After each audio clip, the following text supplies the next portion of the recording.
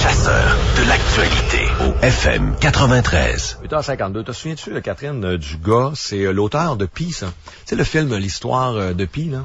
Life of Pi, oui. Life of Pi, c'est un Québécois qui a écrit ce livre-là. Stéphane. Je vais te le trouver. Non, c'est pas grave, là, son nom de famille. Anyway, lui, il a fait un stun. Il reprochait à Stephen Harper, le PM canadien, de pas avoir de culture et de pas assez lire. Alors, il s'est mis à envoyer à toutes les semaines, il a envoyé un livre. Okay. En français à Stephen Harper. Il a fait ça pendant 1 an, je pense même plus. Il a passé à tout le monde en parle. C'est Yann Martel. C'est Yann Martel, t'as raison, c'est pas Stéphane Pantoute. Alors Yann Martel, lui, il vit en Saskatchewan aujourd'hui, si je me trompe pas. Il est assez pété, lui. Donc, il a, à toutes les semaines, Stephen Harper recevait au 24 Sussex un livre de Yann Martel sur la culture francophone pour l'initier. On reproche beaucoup à Pauline Marois, certains en tout cas, ils reprochent ses carences en économie. Il y a un candidat conservateur qui a décidé en s'inspirant un peu de l'expérience de Yann Martel, de faire la même chose avec Pauline Marois, mais de pas y envoyer un livre culturel à toutes les semaines. Je pense que côté culture, elle est assez bien gâtée, là, puis elle est assez bien garnie, là. C'est all dress avec Yves Desgagnés, puis les artistes, puis les journalistes. Mais Jean-Alex Martin a décidé d'envoyer un livre sur l'économie. Je sais pas s'il va le faire par semaine à Pauline Marois. Je vous le présente à l'instant. C'est un de mes amis en passant, là. Fait que je vais l'appeler Jean-Alex, là. Trompez-vous pas, là. Je l'appellerai pas Monsieur Vain. Jean-Alex, va savoir. Bonjour Sylvain, ça va bien? Yes. D'abord, avant qu'on parle de ton idée de livre, là, pourquoi t'es pas vieux, toi? T'as quel âge? Moi, j'ai 27 ans. OK. Pourquoi tu te lances en politique à 27 ans? Ben, on regarde les choses à l'œil de la manière que ça va avec la dette du Québec et tout. Moi, j'aime le Québec. Je veux rester ici. Je veux passer ma vie ici. Je veux avoir des enfants ici. J'aime pas la tournure que ça prend. Pour le travail, j'ai eu la chance de quand même voyager un peu, d'aller dans le Canada anglais, aller aux États-Unis, de voir. J'aime pas ça, la connotation qu'on s'en va. La dette, c'est important pour moi. J'ai l'impression qu'il faut faire de quoi, faut qu'on s'implique, faut qu'on dresse nos finances publiques.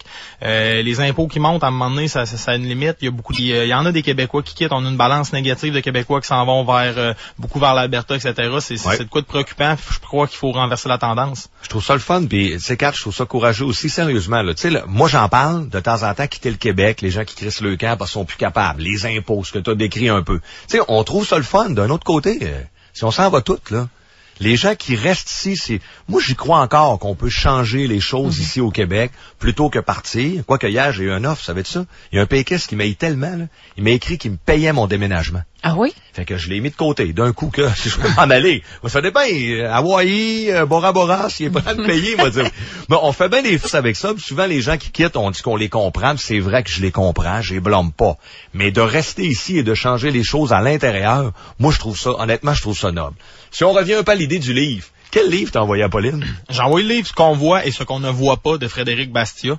C'est un économiste français, alors personne ne va pouvoir nous reprocher que c'est des idées à l'américaine. C'était voulu, bien sûr, aussi le livre est en français. C'est un livre qu'il n'y a pas beaucoup de chiffres, c'est des principes, donc ça se lit vraiment bien comme un livre un peu d'initiation à l'économie. Résume-moi ça là, pour quelqu'un qui n'a pas de grande notion économique comme moi, là. Qu'est-ce qu'il dit, M. Bastiat, dans son livre à peu près? Qu'est-ce que tu as envoyé comme message à Mme Marois? En gros, ce qu'il dit, c'est que la plupart du temps, les gens vont proposer de ce qu'on voit, mais ils ne diront pas la partie de ce qu'on ne voit pas.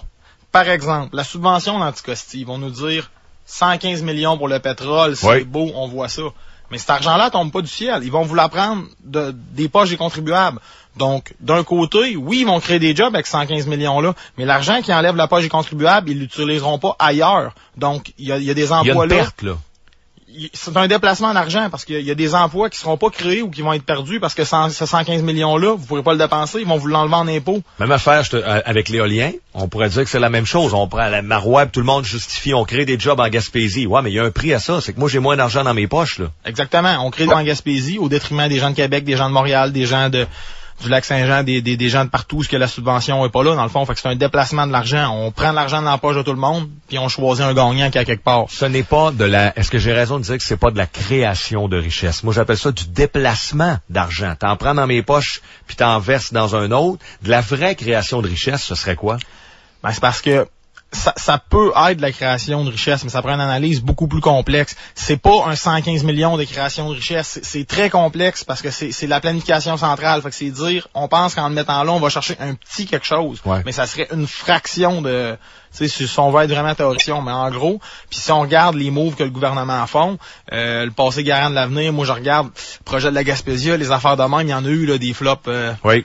Donc, c'est une question de faire attention. Il y a le principe aussi que si c'est votre argent à vous, vous allez plus faire attention de comment vous la dépensez. Quand on reçoit des gros montants en subvention, des choses comme ça, tu sais, on regarde des fois je me rappelle la Société des alcools du Québec, il avait fait un party, on regarde le prix que ça coûte, on dit mon Dieu, il n'y a pas une entreprise privée qui aurait fait de quoi de comparable, ou disons au Québec, des fois ça a l'air faramineux les montants. Donc même nous autres, moi je donne des fois l'exemple, il est un peu poussé, mais ils ont fait un reportage à un moment donné que je suis fascinant sur l'Auto-Québec, les millionnaires, OK? Et la majorité des gens qui ont gagné le million dans ce reportage-là, soit qu'ils avaient tout perdu, soit qu'ils étaient malheureux. Savez-vous pourquoi? Parce que c'est tombé du ciel. L'argent qui tombe du ciel, savez-vous ce que t'en fais? Même nous autres, là. Moi, je trouve 20 piastres à terre dans un bar, là. Tu peux être certain que je le mets pas dans mes poches, là. Oublie ça, ça va être une tournée de shooter tout de suite. Parce que je l'ai trouvé à terre. Il est à terre. On ferait tout pareil. Tu sais, des fois, t'as un petit montant que t'attends pas, que tu reçois, là. C'est rare que tu vas aller mettre ça dans ton compte épargne, là. L'argent qui tombe du ciel, j'appelle ça de même. En général, tu vas le dépenser de façon un peu plus frivole que l'argent qui est gagné petit à petit à la sueur de ton front. C'est un peu ça, le privé, là. Puis je sais qu'on a parlé de santé, puis dans votre programme, les conservateurs, vous avez des choses là-dessus qui concernant le privé dans le monde de la santé. Oui, c'est en plein ça. Nous, on est le seul parti qui peut vraiment faire une place au privé. L'Institut économique de Montréal ont sorti cette semaine hier 6 recommandations. Puis c'est vraiment en lien avec ce qu'on va dans notre programme. Le point principal, c'est de rémunérer les hôpitaux par épisode de soins. Présentement, vous demandez aux hôpitaux combien ça coûte faire telle opération. Il y a 11 hôpitaux qui le savent, le reste ne le savent pas. Ils n'ont aucune idée combien ça coûte. Il y en a seulement 11 dans le réseau qui sont capables de chiffrer les coûts. Les autres, ça coûte tant par année. Puis c'est comme un melting pot. Ça, là, en passant, je réponds, parce qu'il y a bien de des fois, quand je parle du privé en santé, qui m'envoient des courriels. Hey, parle-moi du privé. J'arrive de la Floride, Butch. Ma femme est tombée malade. T'as-tu vu la facture? 10 000. Oh, minute. Moi, je le réponds. Je prends la peine des fois de répondre. Monsieur, 10 000, savez-vous quoi? Je vous crois. Puis si votre femme s'était fait opérer au Québec, combien ça aurait coûté? Gratos! Wow. Là, je réécris. Wow! Qu'est-ce qui vous dit que ça aurait pas coûté 15 ou 20 000? D'abord, vous n'avez pas vu le montant passer, parce que c'est payé par vos impôts. Le jeudi, quand vous envoyez le chèque au gouvernement, il y a la moitié de vos impôts au système de santé.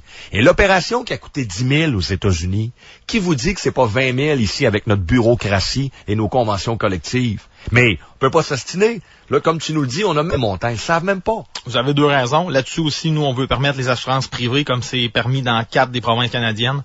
Donc, par exemple, vous avez une assurance votre auto, si vous avez un accident d'auto. Ouais. Les assurances santé, quand on regarde les pays dans le monde, c'est accessible à la classe moyenne. Ça permet justement de rendre des soins qui ne le seraient pas accessibles. Pour revenir aux épisodes de soins, il y a eu une comparaison de 147 000 épisodes de soins. Donc, c'est pas 3 opérations rapides.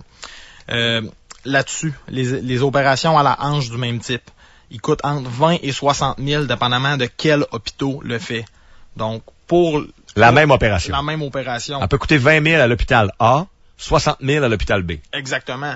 Donc, au Québec, on reste au Québec, là. Au Québec. Oui. Au Québec.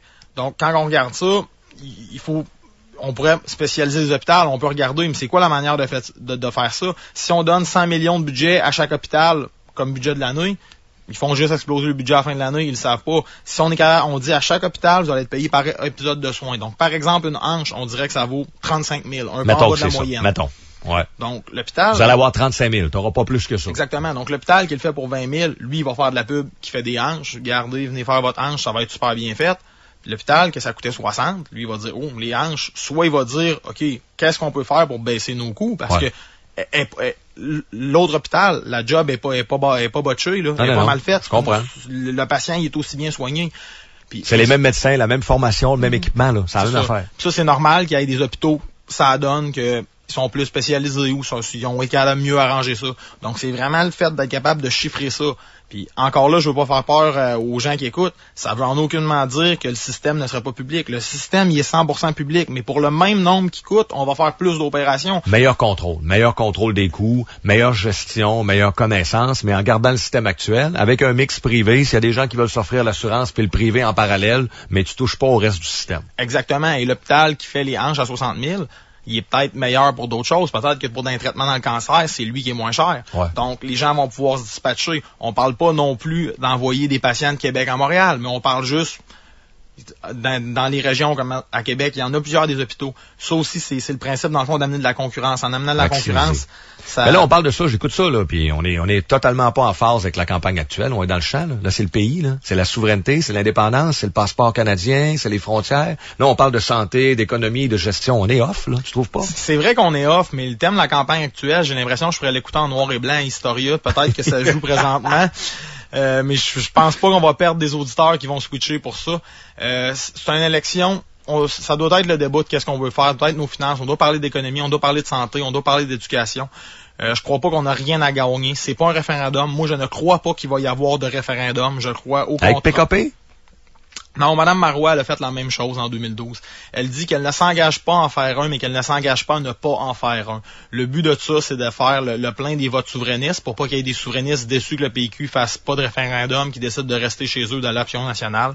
Et moi, en tout cas, pour l'instant, je crois toujours pas qu'il va y avoir un référendum. S'il y en a un, ça sera le temps de voter pour le référendum. C'est quoi vos objectifs, Jean-Alex? Parce que bon, toi, tu te présentes dans Vanier, dans les rivières. OK, je sais que ton chef Adrien Pouliot se présente dans Montmorency. La dernière fois, il m'a dit si on peut en passer 1, 2, quelques candidats, 3, on serait super content, on verra bien d'ici là. Mais honnêtement, est-ce que vous êtes en train de travailler plus? Moi, j'ai l'impression sur les idées, vous positionnez comme parti de droite pour peut-être dans 3, dans 4, 5 ans. Est-ce que j'ai raison? Parce qu'à court terme, tu sais très bien que tu ne seras pas le prochain gouvernement majoritaire là, le 7 avril. On s'entend là-dessus? On s'entend on ne sera probablement pas le gouvernement majoritaire. Même si on a un nombre déjà suffisant de candidats pour le faire, parce que ça va bien, on avait déjà 65 candidats d'annoncés, okay. Il y en a d'autres qui se rajoutent. Donc, on va essayer de couvrir le Québec. Pour ça, c'est merveilleux. Mais si la CAQ m'a donné un scénario, moi, je pense que vous avez votre place, là. Si je regarde les sondages, là, ils disent, on faut pas regarder ça, tout ça, mais gars, ils sont là. Moi, je pense que la CAQ risque de disparaître, d'être balayée, parce que il y a un château fort, la CAQ, c'est Québec. Ils sont rendus 3e. Ils étaient premiers au mois de novembre, ils sont 3e un matin. C'est plate. C'est le parti qui est un peu le plus à droite. François Legault restera pas dans l'opposition 4-5 ans. Alors, il va y avoir un vide, là. Moi, j'anticipe que si on se retrouve encore avec un bipartisme, avec libéraux puis PQ, comme parti véritablement de droite, il y a une place. Est-ce que tu penses que vous pourriez occuper ce terrain-là? Oui, vous avez 100% raison là-dessus que si la CAQ perd des plumes, ça va faire un vide qu'on va pouvoir le ramasser.